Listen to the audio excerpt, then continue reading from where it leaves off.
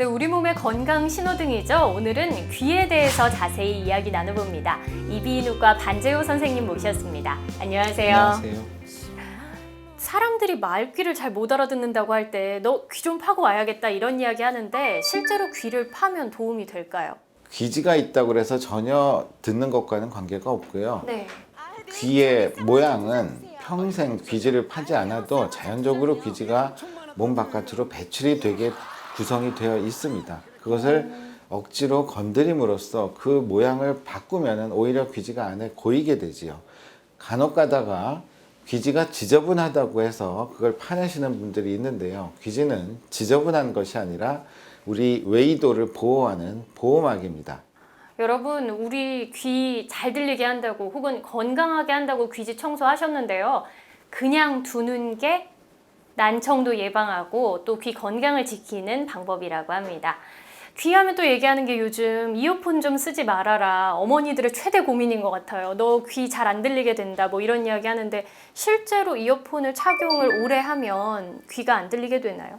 큰 소리를 오랫동안 장시간 들으면 청각세포가 손상이 되게 됩니다. 특히 이어폰은 귀 구멍 바로 입구에서 소리를 주기 때문에 이어폰을 크게 들었을 경우는 귀에 전달되는 그 손상이 훨씬 더 크게 됩니다. 따라서 장시간 이어폰을 사용하게 되면 노인성 난청이라든지 감각신경성 난청이 일찍 올 수가 있습니다. 네, 귀가 이 난청뿐만 아니라 또 빼놓을 수 없는 이야기가 어지럼증이잖아요. 그런데 어지럼증은 귀뿐만이 아니라 빈혈 때문에도 올 수 있고 뭐 심장이 안 좋아도 올 수 있고 원인이 다양한데 그런 다른 어지럼증과 귀에서 발생한 어지럼증의 증세에 차이가 있나요? 최근에는 영양 상태가 다 좋기 때문에 빈혈 어지럽다 하면은 빈혈을 가장 먼저 생각하는 것은 잘못된 상식이라고 얘기 드릴 수가 있고요.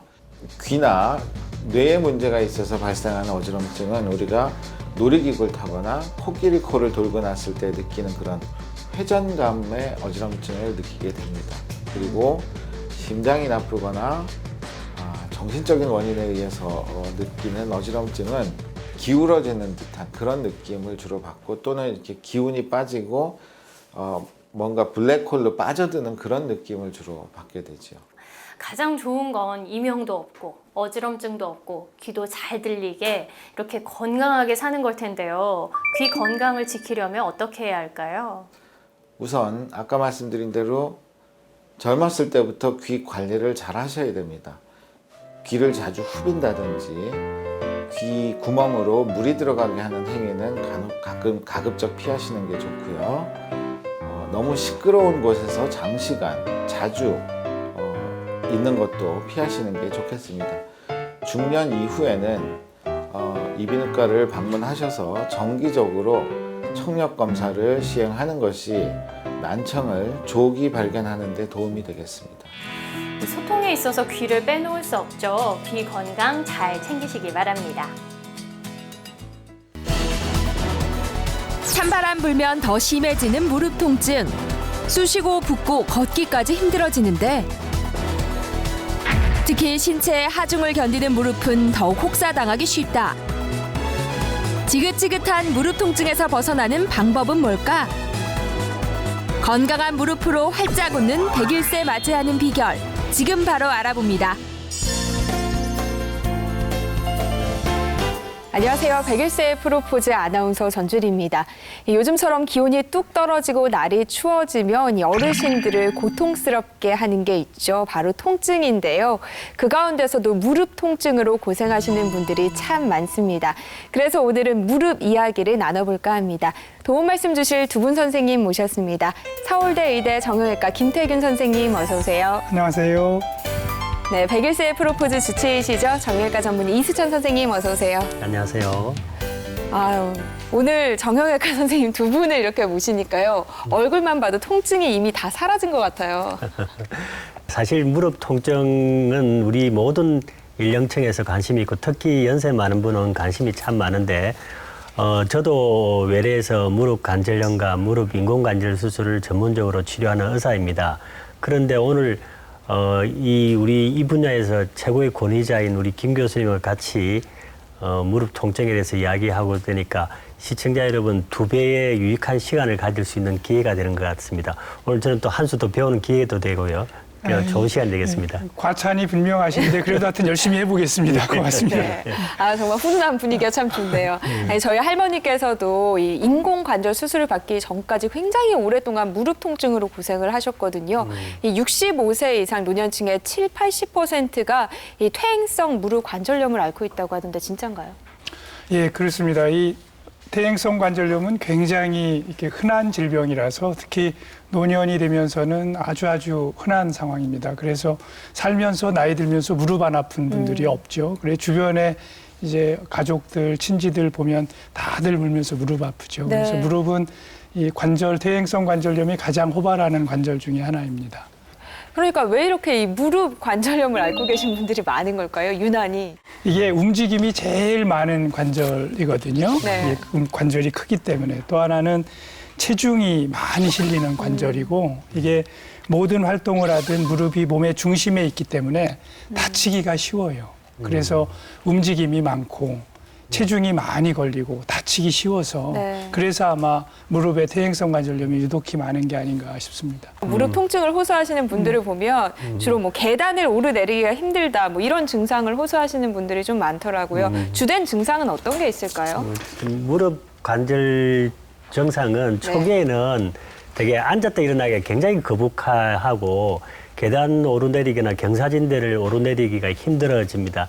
근데 이제 후기가 말기가 되면 관절 자체 모양이 변형되고 휘어지고 가만히 있어도 아프고 특히 밤 되면 통증이 더 악화되는 그런 증상을 보이고 있죠. 네.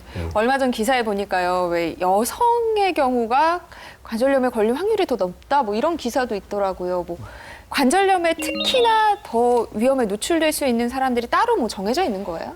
폐경기가 지나면 여성 호르몬이 감소하는 거는 다 아실 건데 이 여성 호르몬이 연골에 좋은 영향을 미치는데 그게 적어지니까 관절염이 더 심해지고 정상 체중보다 1kg가 많아지면 무릎 하중이 3kg 정도 더해진다는 거. 그리고 여성은 남성보다 자세히 보면 허벅지 근육이 약해요. 이 허벅지 근육이 결국은 무릎을 보호하는 기능을 하고 있는데 그게 여성이 약하니까 관절이 많이 생기고 쪼그리 앉아서 뭐 빨래 그다음에 걸레질을 하게 되니까 관절염이 더 심해지니까 이런 게 전부 관절염이 많이 생기는 유형이 되겠습니다.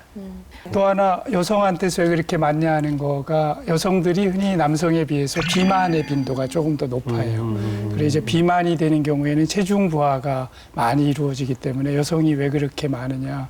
실제로 그 인공관절 수술 받는 분 중에 10명 중에 9명은 여성 환자거든요. 그거는 전 세계적으로 우리나라가 유난히 그게 좀 심한 편이에요. 이제 또 하나의 퇴행성 관절염의 중요한 요인은 옷자다리를 갖고 있는 분들은 그러기가 쉬워요. 어릴 때 이렇게 많이 업어주면 그렇게 된다는 말도 있잖아요. 그게 이제 옷자다리가 왜 생기느냐 하는 건 좀 다른 사안인데요. 그게 아마 유전적으로 그런 게 있고 아마도 그거는 우리가 이 민족적으로 보면은 기마민족이잖아요. 그렇죠, 앉아서. 그래서 이 말 타는 자세가 이런 게 관련이 있지 싶고 좌식 생활도 관련이 있고 어쨌든 옷자다리가 되면은 체중이 주로 안쪽으로 쏠리거든요. 그러니까 똑같이 걸어 다녀도 다리가 똑바르면은 체중의 60%가 안쪽으로 가는데 옷자다리면 80~90%가 안쪽으로 가요.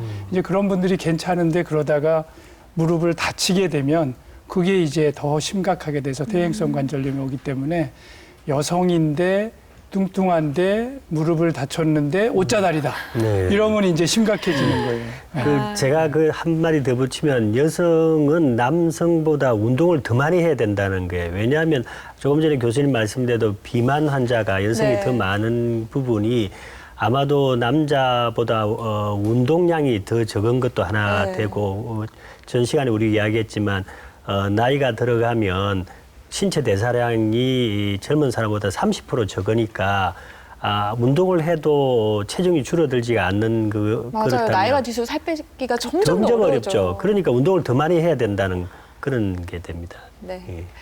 퇴행성 관절염 예방을 위해서도 또 나오는군요. 운동을 해야 된다. 예. 그럼 퇴행성 관절염은 엑스레이를 통해서 알 수 있는 건가요?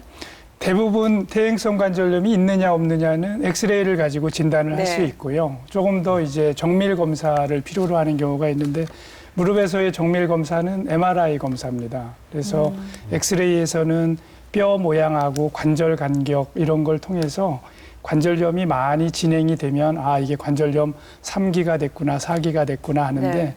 그게 아니고 엑스레이는 정상인데 계속 아파하는 분들 이런 경우에는 이게 다른 원인일 수도 있거든요. 네. 연골판이 찢어서 그럴 수도 있고 어디 염증이 생겨서 그럴 수도 있고 아니면 뼈에 혈액순환이 잘 안 되는 괴사가 있어서 그럴 수도 있고 이런 경우에는 MRI 같은 정밀 검사가 필요로 합니다.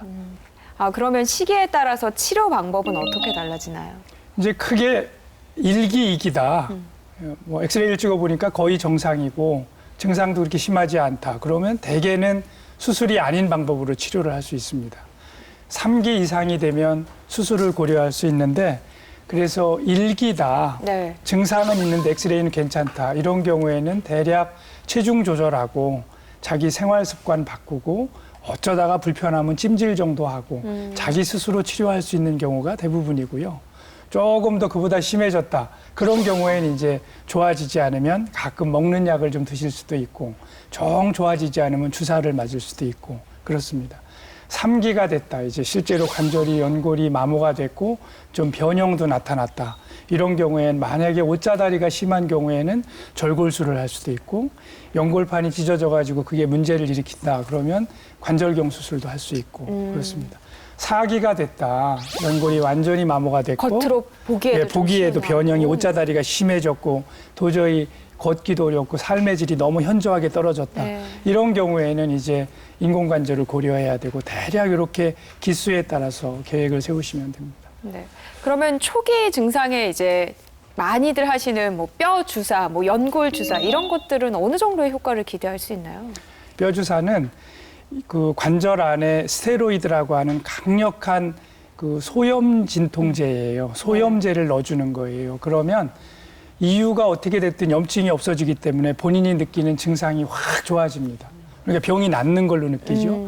근데 사실은 병이 낫는 게 아니라 증상만 일시적으로 좋게 하는 거거든요. 그래서 대략 효과가 긴 분들은 한 3개월 가지만 보통 한두 달 좋아진 다음엔 또 심해져요. 맞아요. 네, 네, 그러시더라고요. 저희 할머니께서. 그리고 또 문제는 이제 이게 스테로이드를 자꾸 맞으면 이 무혈성 괴사 같은 뼈가 삭는 병이 생기고 전신 면역 기능을 떨어뜨려서 염증을 일으킬 수가 있으세요. 그래서 그런 게 뼈 주사고 두 번째 주사는 연골에 윤활유를 넣어주는 거예요. 시루안산이라고 그래서 이 관절 연골 윤활유가 있는데 나이 들면은 그 윤활 성분이 좀 떨어지거든요. 그래서 그거를 넣어주면 윤활이 잘 되니까 통증도 나아지고 본인이 느끼는 걷는 느낌도 좋아지고 그러는데 이게 연골을 재생시키거나 낫게 하는 건 아니에요.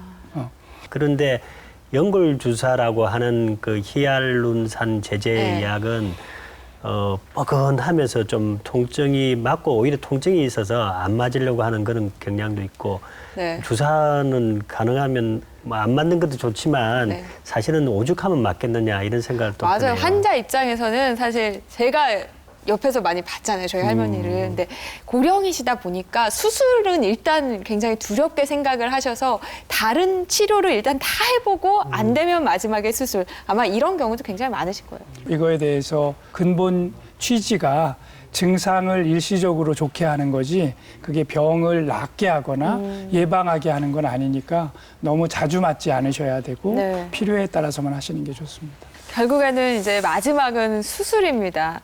어떤 경우에 수술을 결정해야 될까요? 수술을 저도 네. 사실은 신체가 조금 문제가 있는 부분이 있어서 한 세 번 수술을 한 적이 있는데 수술은 누구나 두려워하고 수술 제발 안 했으면 네. 그런데 수술이 정말로 효과가 있다고 확신을 하면 그 순간은 참고 해보자 이렇게 되는 것 같습니다. 관절염 수술은 크게 한 3가지 정도로 나눠서 이야기해 줄 수 네. 있겠습니다. 첫 번째는 관절 내시경, 관절경이라는 수술 방법인데 우리가 째서 하는 게 수술이라 그러면 이거는 구멍을 몇 개 내고 그 관절단, 무릎 안을 한 8배 확대되는 상태에서 보면서 바늘판 연골이 찢어졌다든지 인대가 끊어졌다든지 부분적으로 연골이 없는 부위에 그 부분을 치료를 목적으로 수술을 해주게 되는데 장점은 수술 후에 출혈이나 뭐 통증이 상당히 적어서 합병증이 적다는 그런 큰 장점이 있습니다. 그런데 이런 관절경 수술로 모든 환자가 다 낫는 게 아니고 다리가 이제 휘어진 환자가 생기면 60세 이하의 정도 경우는 절골술이라는 부분을 하게 됩니다. 뼈를 조금 이렇게 금을 내고 다리축을 똑바로 만들어서 결국 안 아프게 하면서 체중을 휘어진 다리 쪽으로 가지 않게끔 하는 그런 방법이고 네.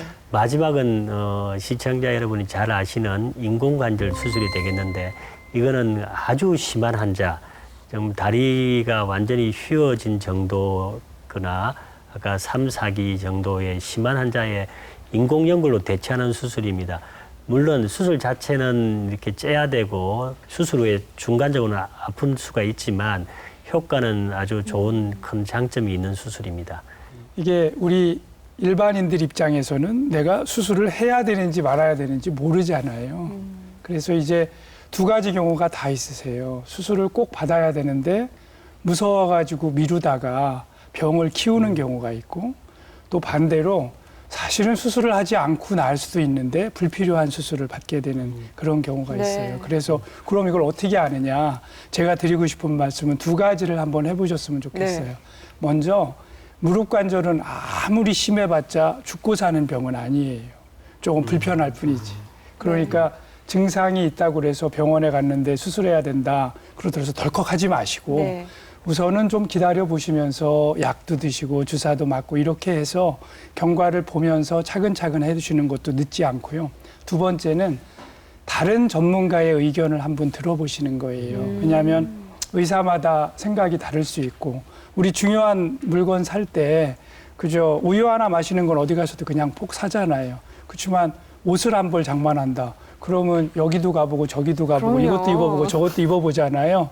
옷도 그런데 하물며 무릎 수술을 받는 건데 그러니까 바로 결정하지 마시고 이렇게 설명을 들으셨으면 급하지 않으니까 다른 선생님도 만나셔서 내가 지금 상황이 이런데 어느 병원에서는 이렇게 하십니다. 그래서 이렇게 하는 게 타당하겠습니까?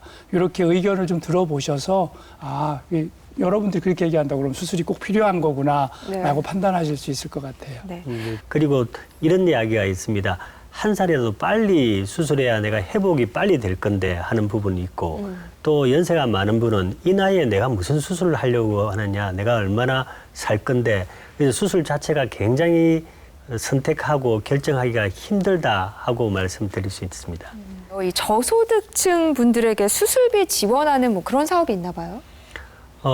이 인공관절 수술이 비용이 좀 많이 드는 수술입니다. 특히 연세 많으신 분이 수술을 하기 때문에 본인이 그 부담을 다 하실 수 없고 자제분이 되게 부담을 하게 되니까 좀 꺼려하고 주저하시는 부분이 많이 있는데 그래서 정부 보건복지부에서 이런 분들을 수술을 할 수 있도록 도와주는 그런 프로그램이 있는데 올해부터 했지만 지금 사실은 한 달밖에 남지 않은 상황에서도 반도 뭐 신청을 하지 않아서 잘 모르고 계시는 것 같아요. 그렇구나. 그래서 가능하면 65세 이상의 어려운 분들은 신청을 해서 이 혜택을 꼭 받으시면 좋겠다는 말씀을 드리고 한 달밖에 안 남았으니까 많이 신청하시면 좋겠네요. 네. 네, 앞서 자막으로도 또 안내해드리기도 했지만 1661번에 6595번으로 전화로 문의하시면 또 자세한 안내를 받으실 수 있다고 합니다. 자, 앞서서 수술하신 어머니의 경우를 봤는데요. 이렇게 수술을 받고 나서 일상생활로 돌아오기까지는 어느 정도 시간이 필요할까요? 이제 환자마다 좀 다른데요. 네. 대략 그 인공관절 수술을 하고 나서는 일상생활이 편안하게 느껴지는 건 대략 3개월에서 6개월 정도로 보시면 돼요. 네. 물론 그때까지 꼼짝 않고 자리에 누워 있는 건 아니고 인공관절 수술하고 나서는 걷는 연습을 3일째, 2, 3일째부터 바로 할 수 있거든요. 그래서 평탄한 길 걷는 거는 한 달 정도면 제법 걷고요. 네. 자기가 무릎으로 인해서 크게 지장받지 않고 지낼 수 있는 건 빠른 분들은 3개월, 좀 오래 걸리는 분들은 6개월 이 정도로 잡으시면 되는데 그다음 걷는 연습을 하면서 자기가 다리에 힘을 키우는 게 중요해요. 그 기간까지 무릎을 강제로 꺾고 이러는 거는 그렇게 할 필요 없어요.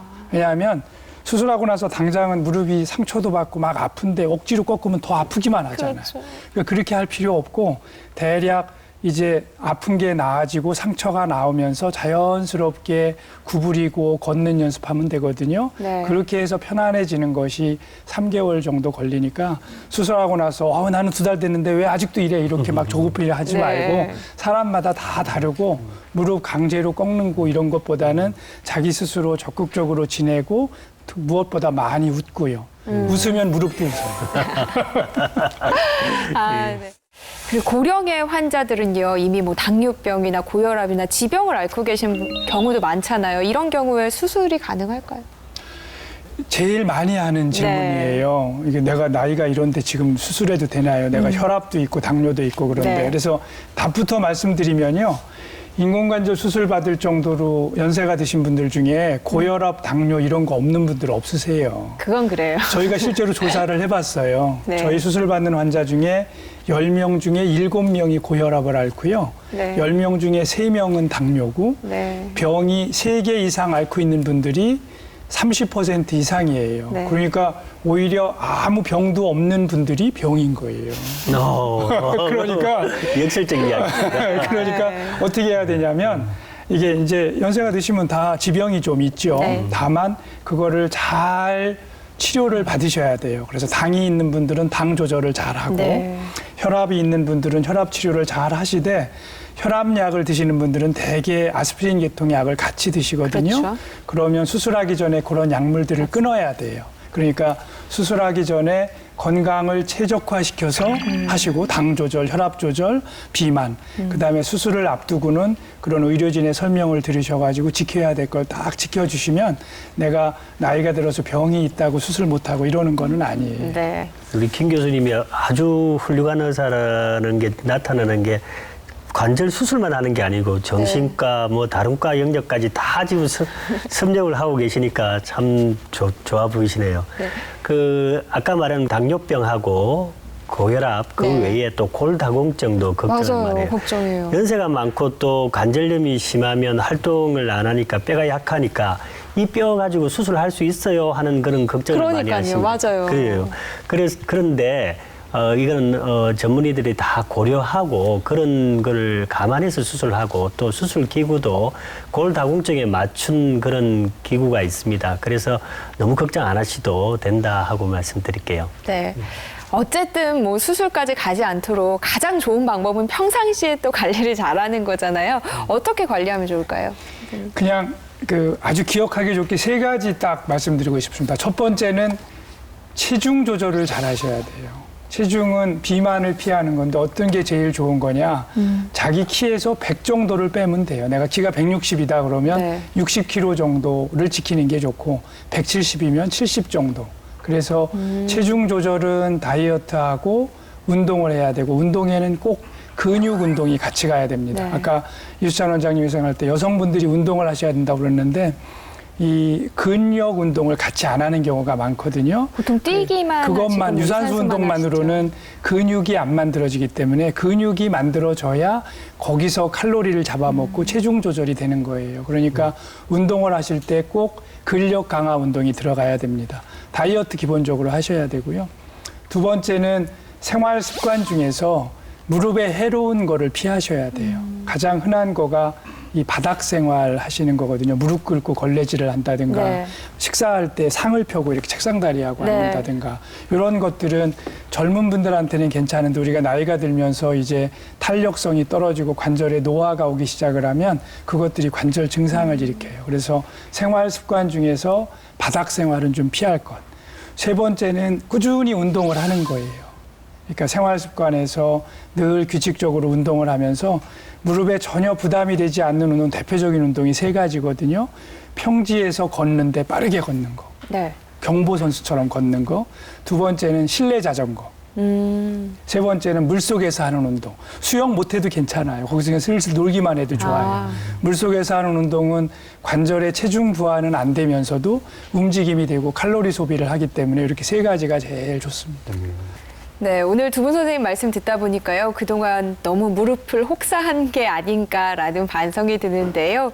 이 건강한 무릎 관절을 위해서 생활 속에서 지켜야 할 점 다시 한번 한 가지씩만 좀 짚어주세요. 제가 보통 이런 이야기를 합니다. 네. 앉으면 눕고 싶고 누우면 자고 싶다는 이야기를 하는데 관절염이 있는 분이나 관절염이 걱정되시는 분은 활동량을 많이 해야 된다. 자꾸 움직이시고 활동을 많이 해야만 그 관절을 극복하고 운동량이 늘어나야 관절을 극복할 수 있다는 걸 말씀드리고 가능하면 TV 볼 때도 의자에 앉아서 보시고 땅바닥에 앉아서 보시면 관절 자체가 좋지 않으니까 앉아서 보시되 다리를 이렇게 쭉 펴고 들고 보시면 허벅지 근육도 강화된다 하는 걸 말씀드리고 싶습니다. 많이 움직이고 자식 생활을 피하라. 예. 선생님은요? 예. 그 외래에 와서 이제 퇴행성 관절염입니다 이러면 하시는 얘기가 퇴행성 관절염은 한 번 생기면 안 낫는다는데 이거 그러면 평생 이렇게 살아야 되냐 그러거든요. 그러면 저는 이렇게 설명을 다시 고쳐서 해드려요. 예, 그렇게 평생 잘 사실 수 있으세요.